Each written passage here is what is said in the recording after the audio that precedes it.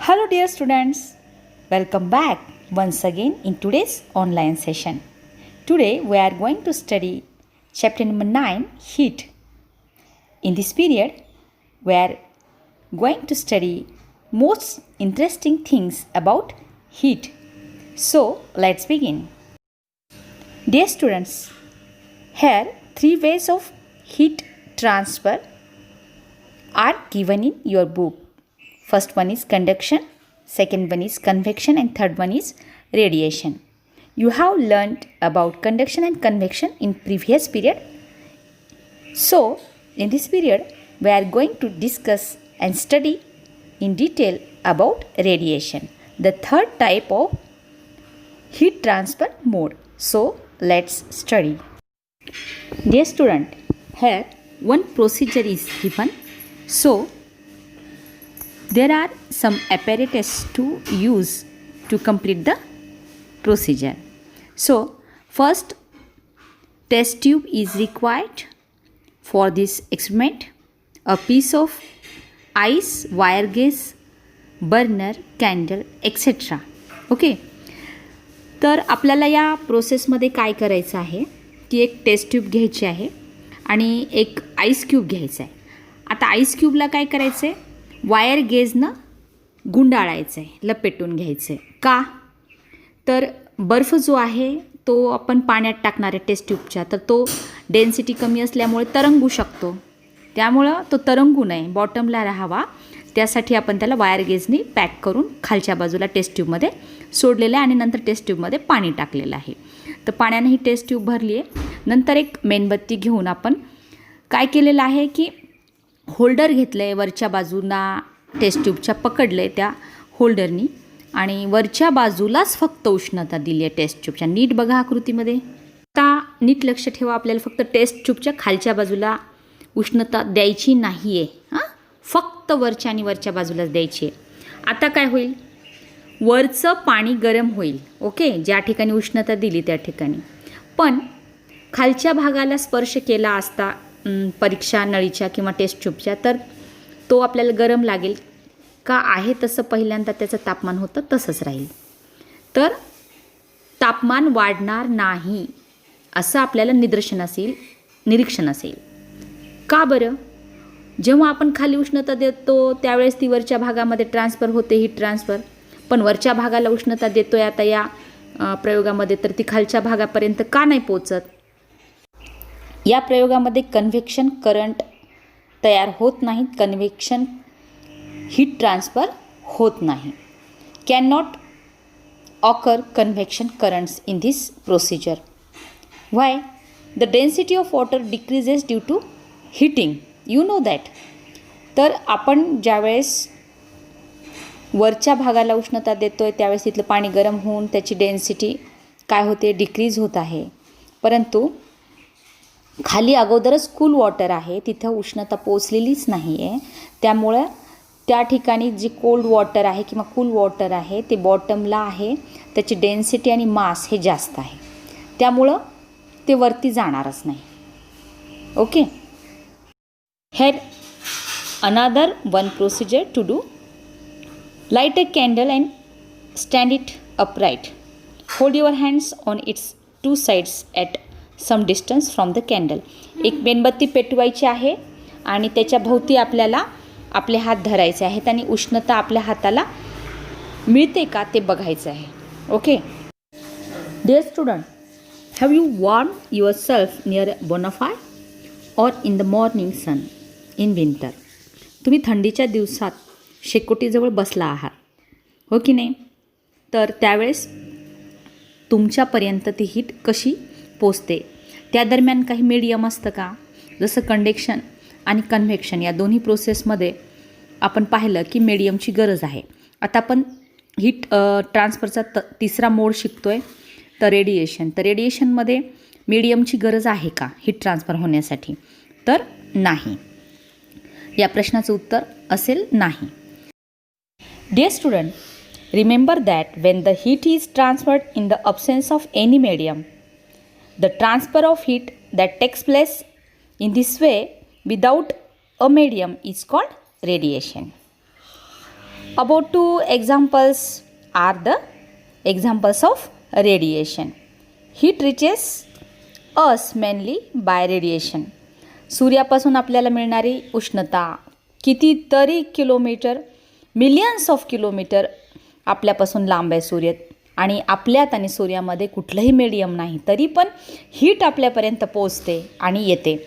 तर अशा पद्धतीनं हीट कोणत्याही मीडियमच्या मदतीशिवाय आपल्यापर्यंत पोचत असेल, त्या ठिकाणी मीडियम नसेल तर त्या हीट ट्रान्सफरला आपल्याला काय म्हणायचं आहे? Radiation. So remember it clearly. This type of heat transfer is occurs in gases. Yes, students. Okay. Radiation of heat takes place from many objects in nature, such as trees, mountains, stones, and roads also. A camera has been developed which uses this radiation to make our surrounding visible at night. It is called an infrared camera. Using this camera, it is possible to keep a watch on the movements of enemy during the night. When heat falls on any object, a part of heat is absorbed by the object and a part of it is reflected. The ability of a substance to absorb heat depends on its color and also in electronic property. Okay. तर प्रत्येक पदार्थाची उष्णता शोषून घेण्याची जी capacity आहे, क्षमता, ती वेगवेगळी असते. कलरच्या बाबतीतही तसंच आहे. आपल्याला बरेचदा दिसतं उन्हाळ्यामध्ये आपण व्हाईट कपड्यांचा जास्त वापर करतो, कारण ती हीट रिफ्लेक्ट करते. ओके. आणि हिवाळ्यात आपण काळे कपडे वापरतो. तसेच प्लेयर्ससुद्धा, क्रिकेटियर्स जे आहेत ते व्हाईट कपडे उन्हाळ्यामध्ये वापरतात, रिफ्लेक्ट व्हावी हीट आणि उष्णता कमी जाणवावी शरीराला, शोषून कमी घ्यावी उष्णता शरीराने, त्यामुळं. तर ब्लॅक कलर हा जास्त उष्णता शोषून घेतो असं आपल्या पाहण्यात आहे. आणि मग यातूनच आपल्याला गुड कंडक्टर आणि बॅड कंडक्टर, म्हणजे जास्तीत जास्त उष्णता शोषून घेणारे गुड कंडक्टर आणि कमी उष्णता किंवा अजिबातच उष्णता शोषून न घेणारे पुअर कंडक्टर किंवा बॅड कंडक्टर ऑफ हीट असं म्हणता येईल. To study more, let's perform one activity.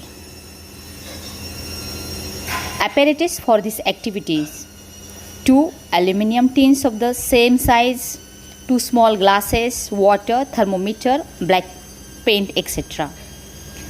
Procedure काय बघूया. तर आपल्याला आउटर सरफेस जो आहे डब्याचा, सेम साईजचे डबे आहेत, एकाच मेटलचे डबे आहेत, तर त्यांना आपल्याला कलर करायचे आहे. एकाला करायचे ब्लॅक कलर आणि दुसऱ्याला जो कलर आहे तसाच ठेवायचा आहे. त्यांचा उदाहरणार्थ व्हाईट कलर आहे असं आपण समजू. दोन्हीही आपण काय करणार आहेत, ग्लास घेणार आणि दोन्ही ग्लास पाण्याने भरणार आणि आपण ते ग्लास कशात ठेवणार आहेत, त्या डब्यामध्ये ठेवणार आहेत. एक ब्लॅक डब्यामध्ये आणि एक व्हाईट डब्यामध्ये, आणि झाकण लावून घेणार आहे. आणि हे कुठे ठेवणार आहेत, सूर्याच्या उष्णतेमध्ये. आणि मग नंतर बरोबर दोन्ही डब्यांना समान उष्णता पोचेल अशा ठिकाणी ठेवायचे. आणि काही वेळानं आपल्याला त्याचे झाकण उघडायचे आणि थर्मोमीटरनं ब्लॅक डब्यामध्ये जो ग्लास ठेवला होता त्याचं टेम्परेचर पाण्याचं चेक करायचं आणि दुसरा व्हाईट डब्यातला जो ग्लास आहे त्याचं पण टेम्परेचर चेक करायचं. तर तुम्हाला काय आढळेल, जो ब्लॅक डब्यामध्ये ठेवला होता ग्लास त्याचं टेम्परेचर निश्चितच जास्त भरेल, कारण ब्लॅक कलर आहे तो हीट जास्त ॲब्झॉर्ब करेल. तर अशा पद्धतीनं कलरच्या ज्या काही डार्कनेस आहेत किंवा फेंटनेस आहे तो बराच मॅटर करतो उष्णता शोषून घेण्यासाठी. तर या प्रयोगातून आपल्याला हे कन्क्लुजन मिळालेलं आहे. ओके. आता आपल्या पाहण्यात असेल बरेच पदार्थ उष्णता जास्त शोषून घेतात, काही पदार्थ अजिबातच उष्णता शोषून घेत नाहीत. आणि याचवरून मग ही कन्सेप्ट आली की गुड कंडक्टर आणि बॅड कंडक्टर ऑफ हीट. त्यासाठी आपल्याला आणखीन एक छोटीशी ॲक्टिव्हिटी करायची आहे. Place a steel spoon, a copper strip or rod, a divider from your compass, a pencil and a plastic ruler in a glass beaker. Pour hot water, म्हणजे ज्याचं तापमान 70 डिग्री सेल्सिअस असेल जवळपास असं पाणी त्यात टाकायचे आणि ह्या वस्तू त्यात ठेवायच्या आहेत. Wait for a while, then touch the outer end of each of the object, record your observation. तर काय करायचं आहे, आपल्याला एक निरीक्षण तक्ता ऑब्झर्वेशन टेबल दिला आहे. त्या ठिकाणी हे निरीक्षण आपण भरायचे की कोणत्या पदार्थाला जास्त उष्णता शोषून घेण्याची क्षमता आहे या सर्व पदार्थांमध्ये. म्हणजे प्लास्टिक घेईल का? नाही. पेन्सिल उष्णता शोषून घेईल का? जास्त नाही. तर हे बॅड कंडक्टरमध्ये जातील, जे अजिबात उष्णता शोषून घेऊ शकले नाही. तर कॉपरची जी स्ट्रीप आहे की नाही, किंवा डिव्हायडर आहे कंपासचं, हे दोन्ही उष्णता शोषून घेतील. तर कॉपरची स्ट्रीप जास्त उष्णता शोषून घेईल, तर हा गुड कंडक्टर असेल. ओके. सो लिस्ट बनवा. गुड कंडक्टर तुमच्या पाहण्यात कोणते आहेत हीटचे, आणि बॅड कंडक्टर तुमच्या पाहण्यामध्ये कुठले आहेत. आपल्या घरात सहज अवेलेबल आहेत ह्या सगळ्या गोष्टी. जसं प्लास्टिक आहे, कॉटन क्लोथ आहे, हे सगळे बॅड कंडक्टरमध्ये येतील. तर कॉपर रॉड असेल किंवा कॉपरच्या वस्तू असतील तुमच्या घरातल्या, किंवा आणखीन इतर मेटलचे असतील, ते गुड कंडक्टर असतील. Okay. Dear student, to study expansion and contraction of a solid substance due to heat, let's perform one more activity. Apparatus required for these activities are metal ring, metal ball, burner, etc. So, in this activity, take a metal ring and metal ball of such a size that the ball just passes through the ring. Hit the ball and check whether it passes through the ring. Now, let the ball cool down and check whether it passes through the ring. तर असं ring घ्यायचं आहे की ज्याच्यातून metal ball easily तो जाईल, आणि तो पहिल्यांदा आपल्याला उष्णता देण्यापूर्वी इझिली जाताना दिसतो. पण जेव्हा आपण मेटल बॉलला गरम करतो तेव्हा तो इझिली त्या रिंगच्या बाहेर पडतच नाही. असं का होतं बरं? The above experiment tells us that metal expand on heating. तर मेटलला जेव्हा आपण उष्णता देतो तेव्हा काय होतं की त्या ठिकाणी ते एक्सपांड होतात, त्यांचा साईज व्हॉल्यूम वाढतो, त्यातल्या कणांना उष्णता मिळते, ते अपार्ट जातात, एकमेकांपासून दूर जातात, आणि मग त्यांचा एक्सपान्शन होतं, त्यामुळं साईज वाढतो. आणि जेव्हा आपण उष्णता काढून घेतो, थंड करतो, तेव्हा परत इझिली ते त्या रिंगमधून जातात. मीन्स काय? तर after cooling it will contract. Okay. Solid expand due to heat and come back to the original state of heat when heat is removed. However, the extent to which different solid expand is different. तरीही प्रत्येक सॉलिडची capacity वेगवेगळी आहे, किती expand व्हायचं ते. Okay. हे logic तुम्हाला माहीत झालं की जेव्हा मेटलला उष्णता देतो तेव्हा मेटल एक्सपांड होतं. ओके. आणि तुमच्या घरी काय झालं आहे की पाहुणे आलेत आणि आईनं मेटलच्या वाट्या तुम्हाला दिल्यात, एकात एक अडकलेल्या. तुम्ही काय कराल? कशा वेगळ्या काढाल? हे लॉजिक तिथं वापरायचं. गरम पाणी घ्यायचं आणि त्याच्यामध्ये त्या वाट्या ठेवायच्या. थोड्या वेळानं काय होईल? बाहेरची वाटी आहे, तिला उष्णता मिळेल, ते एक्सपांड होईल आणि मध्ये अडकलेली वाटी बरोबर बाहेर पडेल. म्हणजे आपण कुठलंही जे तत्त्व सायन्स शिकतो त्याचा दैनंदिन जीवनामध्ये खूप सारा उपयोग आहे. तर तो उपयोग आपल्याला करून घेता आला पाहिजे. प्रिय विद्यार्थी मित्रांनो, तुम्हाला आजचं सेशन कसं वाटलं निश्चित कळवा, आणि खूप खूप अभ्यास करा येत्या परीक्षेसाठी. तर पुन्हा भेटूया पुढच्या सेशनमध्ये. काळजी घ्या, अभ्यास करा.